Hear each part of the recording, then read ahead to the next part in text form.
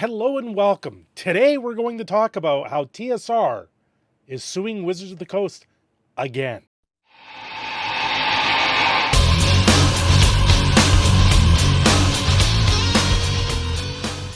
That's right, folks. TSR has refiled their lawsuit, this time in Washington. So we're going to dive into that. But before we do, I am Cindershadow, and this is my little channel. We've got about 1,300 people subscribed to the channel. So do me a favor, subscribe today and like and share out this video, because I'm going to try and go over what I can with the information that has been provided to me for the TSR versus Wizards of the Coast lawsuit over a trademark infringing sort of scenario that has bubbled up in today's world of Dungeons and Dragons. Well, first thing first, let's look at the actual lawsuit. What's going on here? It is TSR LLC, which is a newer version of TSR Hobbies, or the actual official name of the newer version of TSR Hobbies, which I believe was in 2020 that name was picked up.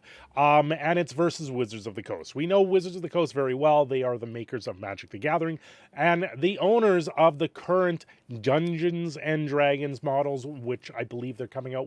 They have a 5th edition. They're working on a 6th edition, all this other stuff with D&D. One of the highly made role-playing games out there on the market, and is quite recognized as Wizards of the Coast being the owners of this product.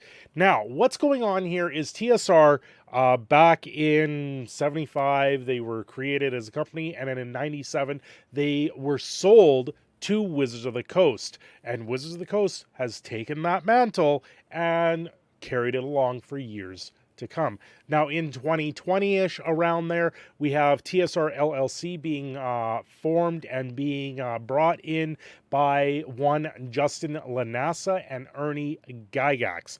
They are Ernie Gygax being the son of Gary Gygax, one of the original creators of TSR, and Justin Lanassa, a politician of North Carolina, and they all reside in Lake Geneva in the Dungeon Hobby Shop where TSR is currently considered to be located, and this is also the birthplace of TSR, and considered in Lake Geneva the birthplace of Dungeons and Dragons. So there's a lot of pieces on the board here, and a lot of people going back and forth and how things are going.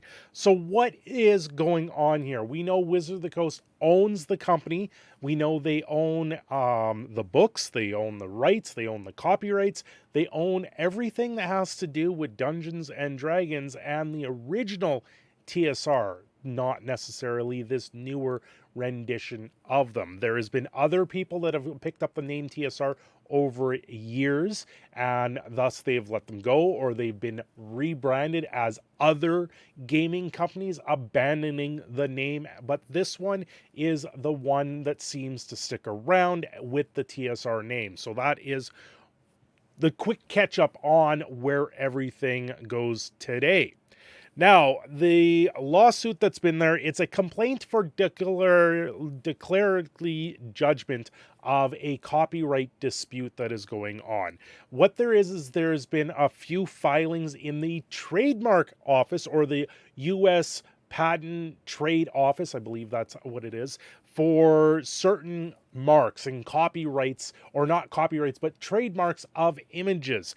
One of which, Justin Lanassa of TSR LLC has the certification from the Copyright Office now stating, this was within the last year, that he owns this one piece, and Wizards of the Coast actually counterfiled with a cancellation of that piece, saying it is awarded to him under fraudulent means. And I actually made a video on that previously, how Wizards of the Coast actually filed this cancellation of petition to the Trademark Office, saying they don't own it, we actually own it through copyright. Now, there is a lot of stuff to go over here, so I'm going to do the best I can, kind of going through of what I'm seeing here, because what I'm seeing here is something completely out of the ordinary when it comes with the company names and everything to do with them. So this is a refiling. They originally filed this in North Carolina, and then it was pointed out very quickly that it should have been filed in Washington, Seattle, where Wizards of the Coast is located. So they took that down. Few weeks have passed, and now they finally refiled this, and it was filed on December 29th, but it was not actually officially in the dockets until January 3rd. So the judgment that they're asking for here is through copyright. They're the jurisdiction saying it's federal law under the Lanham Act and the Copyright Act. With the Federal Question, Trademark and Copyrights and Declaratory Judgment Act is where they're drawing all the pieces of law from. I do have to say they did get a different lawyer involved on this one. The Imix Law Group PC, which is from Washington. So they have a local lawyer actually filing this, which is something that you need to do if you're going to file this type of thing in Washington. You don't want to keep it so much your home base. I'm still guessing their home base lawyer is dealing with them through emails, everything like that. They go into saying where they're from. One's Wisconsin, the other one's in Seattle. And then here it is. So TSR received an assignment of applications to register a number of trademarks with the USPTO in Trademark Classification Code for paper goods, the listing of role-playing games and everything like that. Serial number for the image of the lizard on about August 19th, 2020, the lizard image, which we will go into. And then another serial number here, the Games Wizard logo on the same date. TSR applied to register the following trademarks with the office, and TSR filed registered trademarks for Star Frontiers, which I believe is a new product that Wizards of the Coast was in the process of coming out with, a newer version of it. On or about the 30th, defendant through counsel contacted TSR advising the defendant claims exclusive trademark rights and copyrights to the marks at issue listed in the applications below for TSR through the registration. So on June 30th, Wizards of the Coast actually contacted TSR LLC and Justin Lanassa and their lawyer saying, what you're registering here in the trademark office, we actually own via copyright, which my understanding is copyright predates trademarking. I could be wrong with that. I am no lawyer, so take my name, what I understand here. Don't take it as I know everything. That is just my understanding is copyright. The first use of this will predate everything else when it comes to trademarks. Now, that said, certain trademarks, it seems, have lapsed and disappeared into the internet and disappeared into time, and people have thus used those trademarks and copied them and gone forward. But my understanding is there was no real thing with that, because one of the uses for the trademark was to use it during a podcast and use it for not for gaming material, in sense that it was being published as a book or published as a board game or anything like that. They were just using the logo as their logo for a podcast, which is actually an entirely different style of thing, and thus not in competition with each other, and just is more would be a supplement style than being in direct competition in this case. So they on June 30th, Wizards email or message sends a letter to them saying, listen, you filed these trademarks, we actually own the copyrights here, can you cease and desist? It was a cease and desist telling them, stop doing this, we own this, right? And then they made requests asking, where do you own this? How do you own this? Prove to us that you own it. Otherwise, we're going to turn around and still go ahead with the trademarks. And that is what they've done. Now, the thing with this is TSR has the responsibility, from my understanding, once again, to prove without a shadow of a doubt that Wizards of the Coast does not own these. Wizards of the Coast just has to sit on their ass and say, we don't have to do anything. We own the copyright to that because we own everything around this. And they have the first publications now in their name. So that's where it gets all gray and area, and then you have trademarks only expire after a certain amount of years, so you have to always keep up with the trademarks. But when it comes back to a copyright issue instead of a trademark issue, that's where the copyright is like 70 to 95 years, depending on when it was done, for them to actually own it. So regardless, you can still copyright things, but then if they come up and say with the copyright saying, no, we have the copyright to this, you can't trademark it. That's my understanding here. That is my understanding of copyright versus trademarking, right? So ultimately, I don't think they have a foot to stand on. So what is TSR asking for? First claim of relief, TSR incorporates by reference all allegations set forth in paragraphs 1 through 28 as fully set. Okay. Defendants have repeatedly claimed ownership and trademark right regarding the letters, words, images contained in the marks at issue, as accused TSR of infringing upon those trademark rights for the following trademark applications registrants, which is the lizard logo, the Games Wizard logo, Star Frontiers mark, TSR mark, and the second Star Frontiers mark. There was 7 that was listed originally, and these are 5 that are being listed in here. And I know going through the USPTO, certain ones have been abandoned in the process on top of all of this. An actual present and present and just I'm sorry. I am so sorry. I cannot speak today for the life of me. This controversy has arisen between TSR and defendant regarding the ownerships of the marks at issue. TSR seeks a judgment from the court that the trademark rights of the marks are not owned by the defendant. And that is what they're doing here. And then TSR is saying they have a second claim for relief. TSR incorporates all the allegations set forth. Defendant has repeatedly claimed ownership of the copyright images used at the marks of issue and accused TSR of infringing upon copyrights in the images of the marks at issue. And they go through that. They look for a judgment. The relief requested, wherefore TSR respectfully requests the following relief: that a judgment is entered for TSR against the defendant according to the declaration relief sought, that the court award TSR its costs and fees in the action, including not limited to TSR's reasonable attorney fees pursuant to 17. I believe there is some fees that they can go after when it comes down to trademark versus copyright. But usually it's the defendant that can go after fees, from my understanding with these types of cases. And then they're asking for a trial by jury, which I thought it was the defendant that always picked that.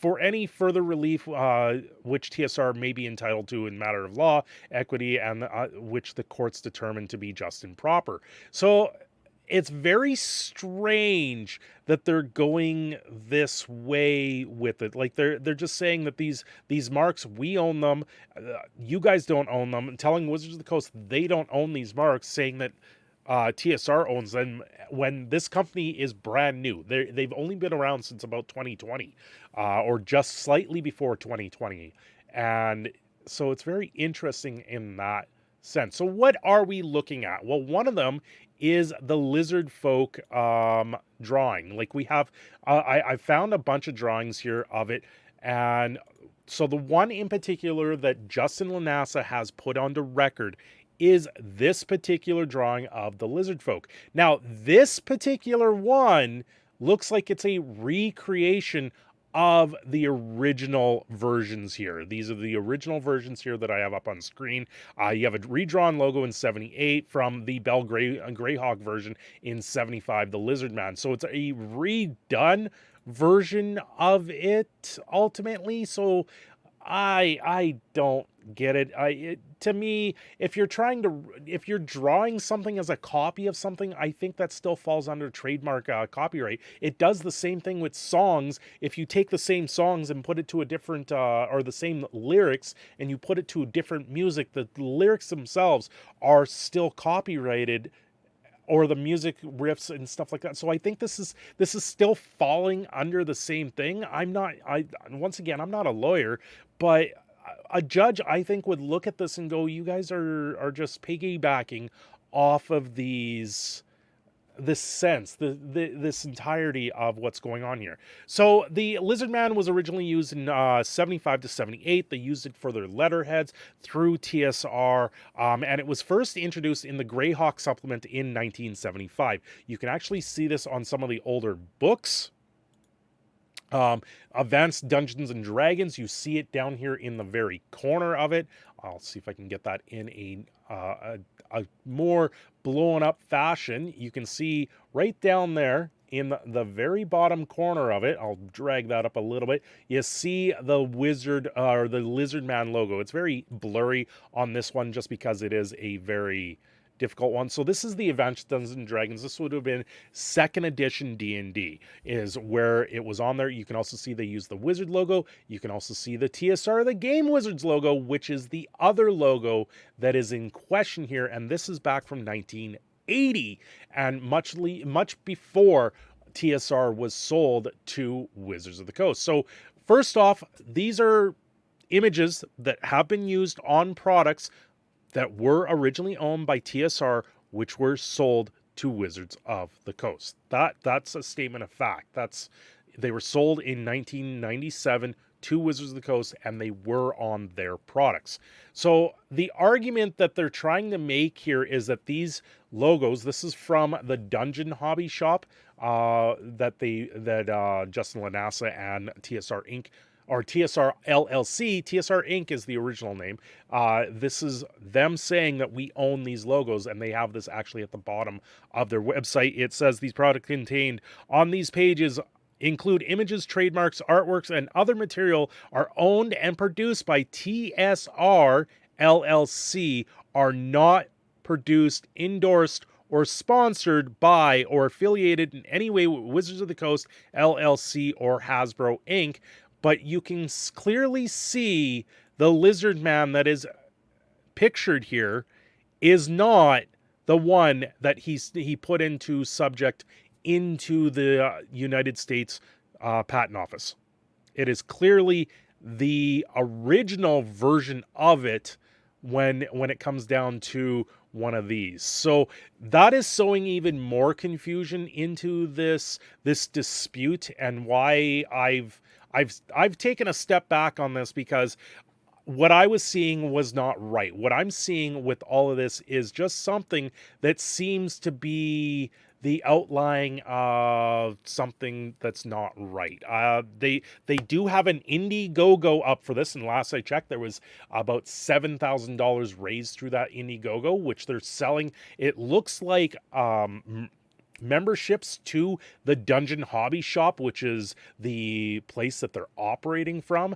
At $7,000, that might get you a month's worth of bills and rent, and I don't know what the end game of this all is. It sounds like they're just trying to make a headache for Wizards of the Coast with a lot of these things. And like, I found articles after articles talking about how this Lizard Man was originally used in their business cards, was used for their letterheads. They used to mail out letterheads with this on there, and it was originally published on a bunch of product for D&D. You can see this is directly out of the Monsters Manual book, and you got the Wizards logo. And if you go through the patent office with Lanassa here, you can see there is a whole bunch here that they are attempting to trademark ultimately. And this is the one, this is the logo that the patent office actually gave them a certificate for,